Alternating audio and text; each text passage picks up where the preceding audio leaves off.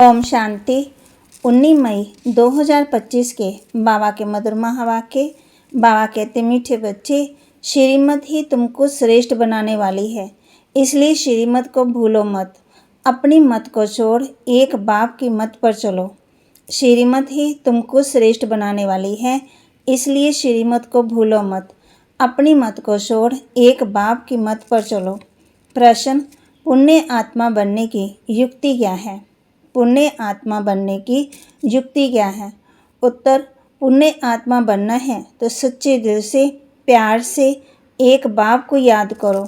कर्म इंद्रियों से कोई भी कर्म ना करो। सबको रास्ता बताओ। अपने दिल से पूछो, ये पुण्य हम कितना करते हैं? अपनी चेकिंग करो। ऐसा कोई कर्म ना हो जिसकी सौगुना सज़ा खानी पड़े, तो चेकिंग करने से पुण्य आत्मा बन जाएंगे।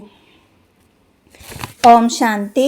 रूहानी बाप बैठ बच्चों को समझाते हैं। ये तो बच्चों को मालूम है कि अभी हम शिव बाबा की मत पर चल रहे हैं। उनकी है ऊंच ऊंच मत। दुनिया ये नहीं जानती कि ऊंच ऊंच शिव बाबा कैसे बच्चों को श्रेष्ठ बनाने के लिए श्रेष्ठ मत देते हैं। इस रावण राज्य में कोई भी मनुष्य को श्रेष्ठ मत दे ही नहीं सकते। तुम अभी ईश्वरीय मत वाले बनते हो। इस समय तुम बच्चों को पति से पावन बनने के लिए ईश्वरीय मत मिल रही है। अभी तुमको पता पड़ा है, हम तो विश्व के मालिक थे। ये ब्रह्मा जो मालिक था उनको भी पता नहीं था।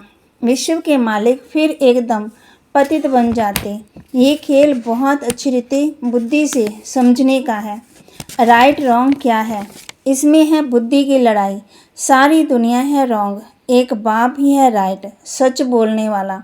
वह तुमको सचखंड का मालिक बनाते हैं, तो उनकी मत लेनी चाहिए। अपनी मत पर चलने से धोखा खाएंगे, परंतु वह है गुप्त, है भी निराकार। बहुत बच्चे गफलत करते हैं, समझते हैं ये तो दादा की मत है। माया श्रेष्ठ मत लेने नहीं देती, श्रीमत पर चलना चाहिए। बाबा आप जो कहेंगे वह हम जरूर मानेंगे, परंतु कोई मानते नहीं। नंबरवार पुरुषार्थ अनुसार मत पर चलते हैं, बाकी तो अपनी मत चला लेते हैं। बाबा आए हैं श्रेष्ठ मत देने। ऐसे बाप को घड़ी घड़ी भूल जाते हैं। माया मत लेने नहीं देती। श्रीमत तो बहुत सहज है। दुनिया में कोई को ये समझ नहीं है कि हम तमो प्रधान हैं। मेरी मत तो मशहूर है। श्रीमत भगवद गीता। भगवान अभी कहते हैं, मैं 5000 वर्ष के बाद आता हूँ। आकर के भारत को श्रीमत दे श्रेष्ठ बनाता हूँ। बाप तो सावधान करते हैं, बच्चे श्रीमत पर नहीं चलते। बाप रोज रोज समझाते रहते हैं, बच्चों श्रीमत पर चलना भूलो मत। इन ब्रह्मा की तो बात ही नहीं है, उनकी बात समझो। वही इन द्वारा मत देते हैं, वही समझाते हैं। खान पान खाते नहीं तो कहते हैं मैं अभोक्ता हूँ। तुम बच्चों को श्रीमत देता हूँ। नंबर 1 मत देते हैं, मुझे याद करो। कोई भी कर्म नहीं करो। अपने दिल से पूछो कितना पाप किया है, ये तो जानते हैं। सबका पापों का घड़ा भरा हुआ है। इस समय सभी रॉन्ग रास्ते पर हैं। तुम्हें अभी बाप द्वारा राइट रास्ता मिला है। तुम्हारी बुद्धि में सारा ज्ञान है। गीता में जो ज्ञान होना चाहिए वह है ही नहीं। वह कोई बाप की बनाई हुई नहीं है। ये भी भक्ति मार्ग में नूंद है। कहते भी हैं भगवान आकर के भक्ति का फल देंगे। बच्चों को समझाया है ज्ञान से सदगति। सदगति भी सबकी होती है, दुर्गति भी सबकी होती है। ये तो दुनिया ही तमो प्रधान है, सतो प्रधान कोई है ही नहीं। जन्म लेते लेते अब लास्ट में आकर पिछाड़ी में तबाह कहते, जन्म लेते लेते अब पिछाड़ी में आकर हुई है। अब मौत तो सिर पर खड़ा है। भारत की ही बात है, गीता में भी है देवी देवता धर्म का शास्त्र। तो तुम्हें दूसरे कोई धर्म में जाने से क्या फ़ायदा है? हर एक अपनी अपनी कुरान बाइबल आदि ही पढ़ते हैं, अपने धर्म को जानते हैं। एक भारतवासी ही सब धर्मों में चले जाते हैं और सब अपने अपने धर्म में पक्के हैं। हर एक धर्म वाले की शक्ल आदि अलग है। बाप से मिट्टी दिलाते हैं, बच्चे तुम अपने देवी देवता धर्म को भूल गए हो। तुम स्वर्ग के देवता थे। हम सो का अर्थ भारतवासियों को बाप ने सुनाया है। बाकी हम आत्मा सो परमात्मा नहीं है। ये बातें तो भक्ति मार्ग के गुरु लोगों ने बनाई है। गुरु भी करोड़ों होंगे। स्त्री को पति के लिए कहते हैं कि ये तुम्हारा गुरु ईश्वर है, जबकि पति ही ईश्वर है। फिर हे भगवान, हे राम क्यों कहती हो? मनुष्यों की बुद्धि बिल्कुल ही पत्थर बन गई है, कुछ भी समझते नहीं। ये खुद भी कहते हैं हम भी ऐसे थे। ब्रह्मा बाबा कह रहे, कहाँ वैकुंठ का मालिक श्री कृष्ण, कहाँ फिर उनको गांव का शोरा कह दिया। श्याम सुंदर कहते हैं, अर्थ थोड़ी समझते हैं। अभी बाप ने तुमको समझाया है, जो नंबर 1 सुंदर वही नंबर लास्ट तम प्रधान श्याम बना है। तुम समझते हो, हम सुंदर थे फिर श्याम बने हैं। 84 का चक्कर लगाए अभी शाम से सुंदर बनने के लिए। बाप एक ही दवाई देते हैं कि मुझे याद करो, तुम्हारी आत्मा पति से पावन बन जाएगी, तुम्हारे जन्म जन्मांतर के पाप नाश हो जाएंगे। तुम जानते हो, जब से रावण आया है तुम गिरते गिरते पाप आत्मा बने हो। ये है ही पाप आत्मा की दुनिया, एक भी सुंदर नहीं। बाप बिगड़ सुंदर कोई बना न सके। तुम आए हो स्वर्गवासी सुंदर बनने, अभी नरकवासी शाम हैं, क्योंकि काम चिता पर चढ़ काले बने हैं।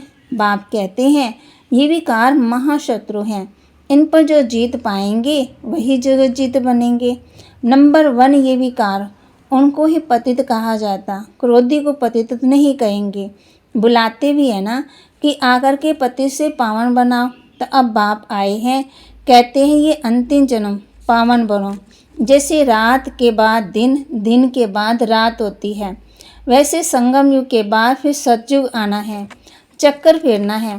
बाकी और कोई आकाश में अथवा पाताल में दुनिया नहीं है। सृष्टि तो यही है, सतयुग त्रेता यहाँ ही है ना। झाड़ भी एक ही है और कोई हो ही नहीं सकता।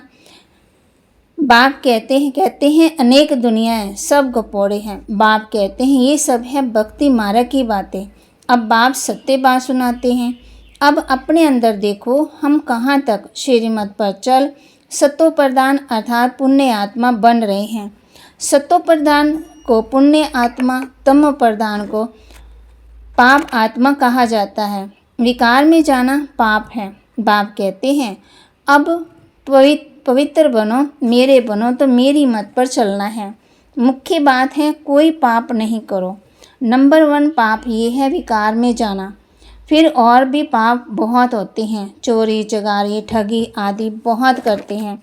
फिर बहुतों को गवर्नमेंट पकड़ती भी है।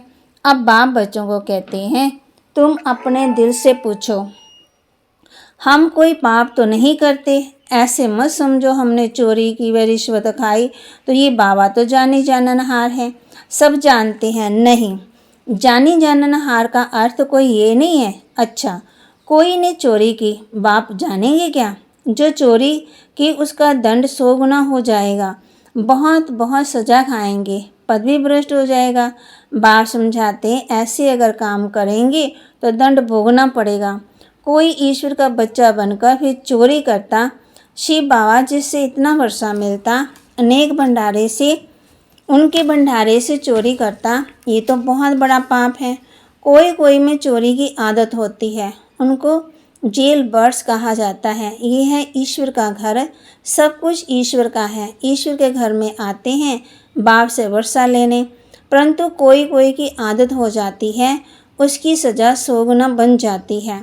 सजाएं भी बहुत मिलेंगी और फिर जन्म बाई जन्म, बा कहते फिर दुखी घर में जाए जन्म लेंगे तो अपना भी नुकसान किया।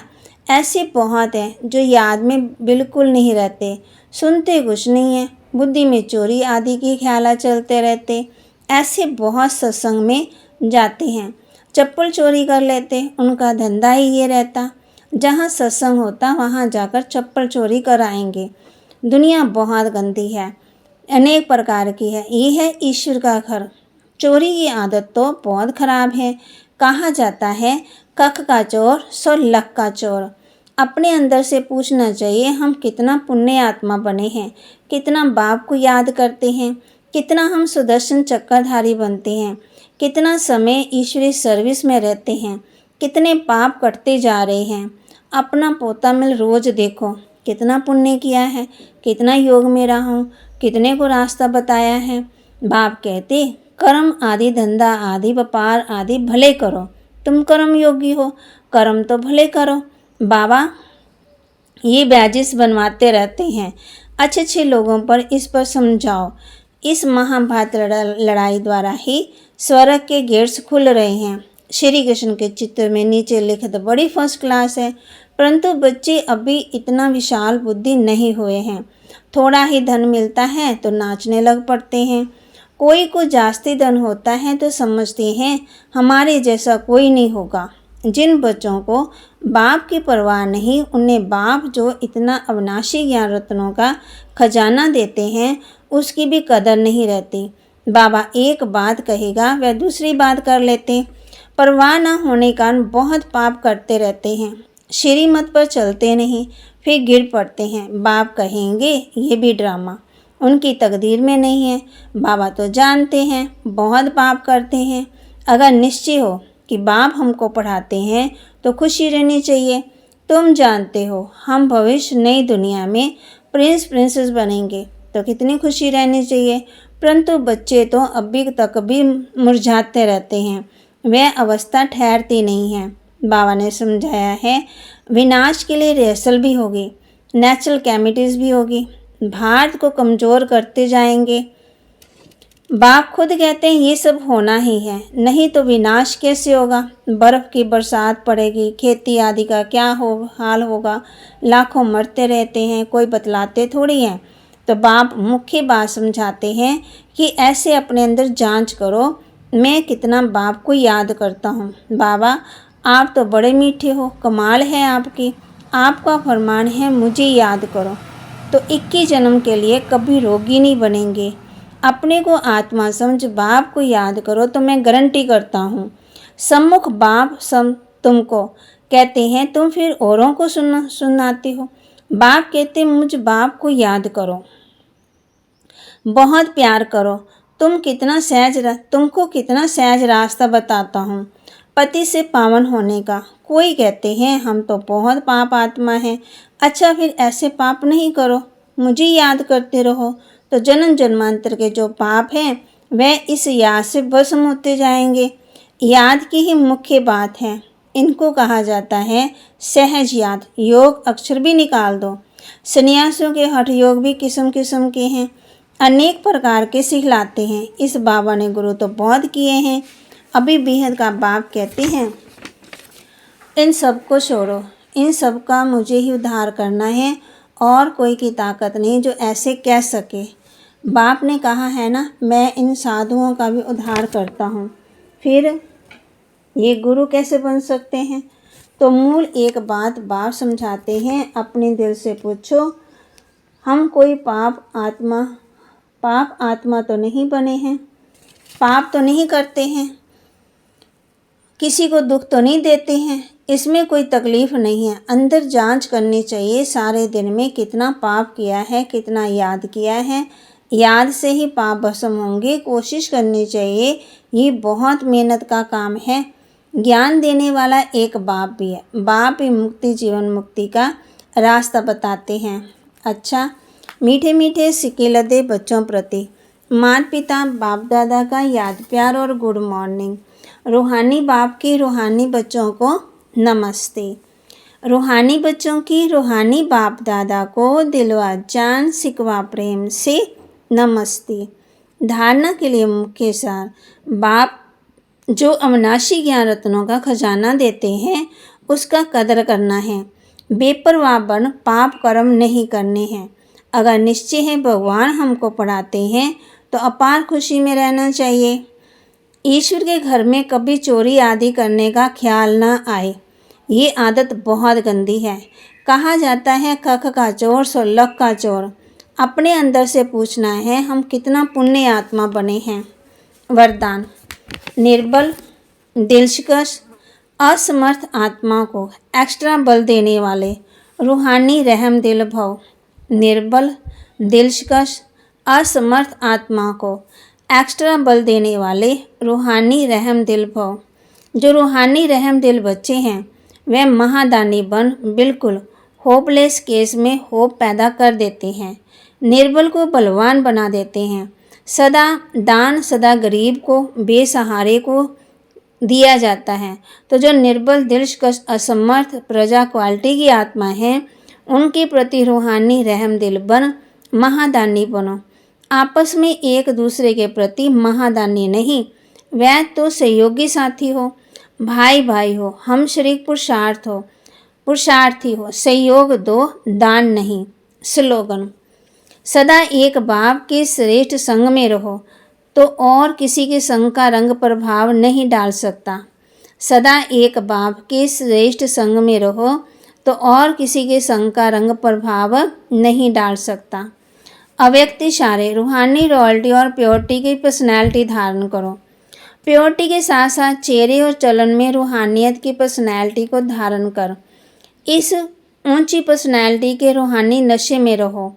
अपनी रूहानी पर्सनैलिटी को स्मृति में रखो, सदा प्रसन्नचित रहो तो सब प्रश्न समाप्त हो जाएंगे। अशांत और परेशान आत्माएं आपकी प्रसन्नता की नज़र से प्रसन्न हो जाएंगी।